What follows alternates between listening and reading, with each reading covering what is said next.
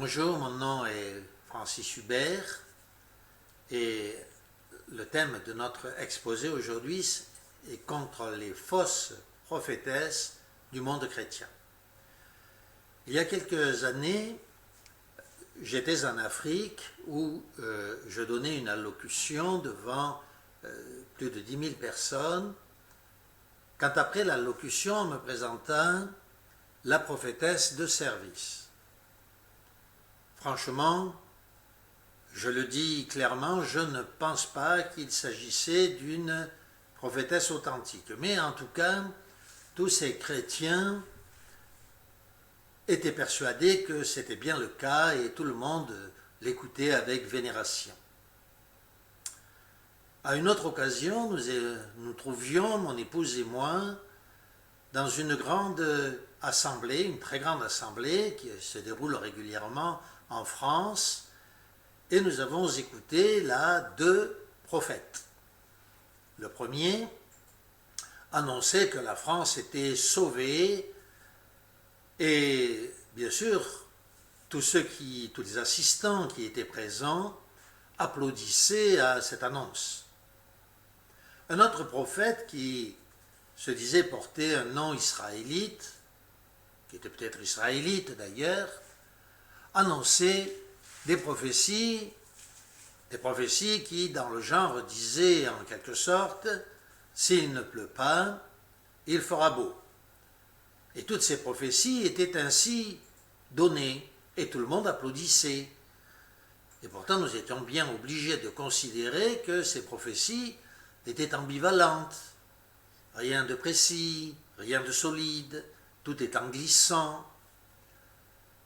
Il existe en réalité dans le monde chrétien d'aujourd'hui, particulièrement parmi les protestants, mais aussi parmi les catholiques romains, des prophètes de ce genre que le Seigneur n'a pas envoyés. Et on y trouve particulièrement des femmes qui se disent prophétesses, mais à qui le Seigneur n'a rien dit. Alors peut-être certains d'entre vous qui ont l'habitude d'écouter ce genre de prophétie se disent que j'exagère, que je ne devrais pas parler ainsi de ces prophètes ou de ces prophétesses. Peut-être se disent-ils que je m'oppose en fait au Saint-Esprit, à l'esprit de prophétie. Alors tout de suite, je le dis, je le précise, non, pas du tout. Il est évident que si une prophétie se réalise, cette prophétie a été donnée, elle s'est réalisée. Mais lorsque une prophétie ne se réalise pas, l'Écriture est claire sur cette question et elle nous dit qu'il s'agit d'un faux prophète. Et l'Écriture appuie d'ailleurs cette pensée en disant « vous ne les craindrez pas ». Oui, si un prophète est authentique, c'est un prophète. Si la prophétie ne se réalise pas, ce n'est pas un prophète. Compte tenu de ce que je viens de dire en cet instant, je voudrais vous lire, pour confirmer mes paroles, une pensée du Seigneur tirée de l'Écriture sainte. Il s'agit du livre d'Ézéchiel au chapitre 12. Ézéchiel chapitre 12, chapitre 13, excusez-moi, s'intitule donc, le passage que nous allons lire s'intitule « Contre les fausses prophétesses ». Alors en l'occurrence, bien sûr, nous le comprenons, il va s'agir des fausses prophétesses du peuple d'Israël. Ces fausses prophétesses qui annonçaient le salut d'Israël, mais qui en réalité, à qui le Seigneur n'avait absolument rien dit, n'était pas apparu, n'avait pas parlé. Cependant, nous comprenons que ce qui a été dit à ces prophétesses du passé est toujours valable pour les prophétesses d'aujourd'hui, sous-entendu, bien entendu, ces fausses prophétesses qui amoindrissent la parole du Seigneur, qui la dénaturent. Alors écoutons ce que dit donc ce passage d'Ézéchiel. Il s'agit, je le répète, d'Ézéchiel chapitre 13 à partir du verset 17.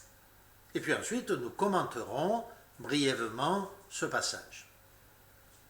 Donc et toi, fils de l'homme, alors en l'occurrence, je suis moi-même un fils de l'homme, et la parole du Seigneur nous dit d'annoncer la parole du Seigneur telle qu'elle est écrite dans la Bible, bien sûr. Et donc, et toi, fils de l'homme, tourne ta face contre les filles de mon peuple. En l'occurrence, aujourd'hui, contre ces filles soi-disant chrétiennes, les filles de mon peuple, contre celles qui prophétisent d'après leur cœur et qui prophétisent contre elles-mêmes.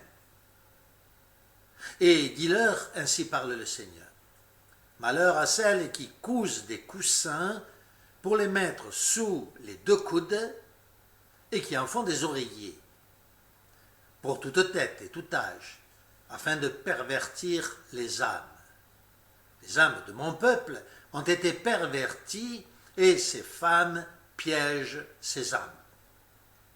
Et elles me profanent devant mon peuple pour une poignée d'orge et pour un morceau de pain, afin de tuer les âmes qui ne devaient pas mourir et conserver la vie à des âmes qui ne devaient pas vivre. C'est pour cela, filles, que vous avez prononcé des prédictions vaines devant mon peuple qui vous écoutait. À cause de cela, ainsi dit le Seigneur et Maître, voilà que je suis contre ces coussins sur lesquels vous piégez les âmes. Je les mettrai en pièces sous vos bras et je disperserai les âmes que vous avez perverties. Et je déchirerai vos oreillers et je délivrerai mon peuple de vos mains, et ils ne seront plus piégés par vous, et vous saurez que je suis le Seigneur. En punition de ce que vous pervertissez le cœur du juste, que je n'avais pas perverti, de ce que vous avez fortifié les mains du méchant, pour qu'il soit entièrement incapable de revenir de sa voie mauvaise et de vivre. À cause de cela, vous n'aurez plus vos fausses visions, vous ne prophétiserez plus vos mensonges, et je délivrerai mon peuple de vos mains, et vous saurez que je suis le Seigneur. Alors vous avez noté ici, dans le texte, il est question d'oreillers, de coussins, que ces fausses prophétesses cousaient sous la tête des hommes du peuple de tout âge. Nous le comprenons, bien sûr, il ne s'agit pas de coussins au sens littéral. Le prophète, ou plus exactement, le Saint-Esprit, par l'intermédiaire du prophète Ézéchiel, relate que ces femmes cousaient comme des coussins pour endormir le peuple d'Israël. Comme l'on dit souvent, « Dormez en paix, braves gens ». Oui, ces femmes endormaient la conscience de ces Israélites du passé. De la même manière que, comme nous le disions au début de notre exposé, ces faux prophètes d'aujourd'hui, à qui le Seigneur n'a pas parlé, à qui le Seigneur n'est pas apparu, endorment le peuple chrétien d'aujourd'hui. Dormez en paix, braves gens, la France sera sauvée. L'Écriture sainte dit le contraire. De la même manière que Dieu a frappé le peuple d'Israël à cause de sa méchanceté, à cause du fait qu'ils s'étaient détournés du Dieu vivant, à cause de leur idolâtrie, de la même manière, le Seigneur Tout-Puissant se tourne et va se tourner aujourd'hui encore plus contre le monde dit chrétien à cause de l'immensité de son péché. Car ce monde occidental, ce monde dit chrétien qui devrait l'être, s'est détourné de la parole de Dieu. Avortement, adultère, pornographie, idolâtrie sous toutes ses formes. Tout cela a envahi le monde chrétien. Alors les faux prophètes se sont levés de toutes parts et annoncent la paix quand il n'y a pas de paix. Je vous le dis, chrétiens, méfiez-vous de ces faux prophètes. Que Dieu nous bénisse.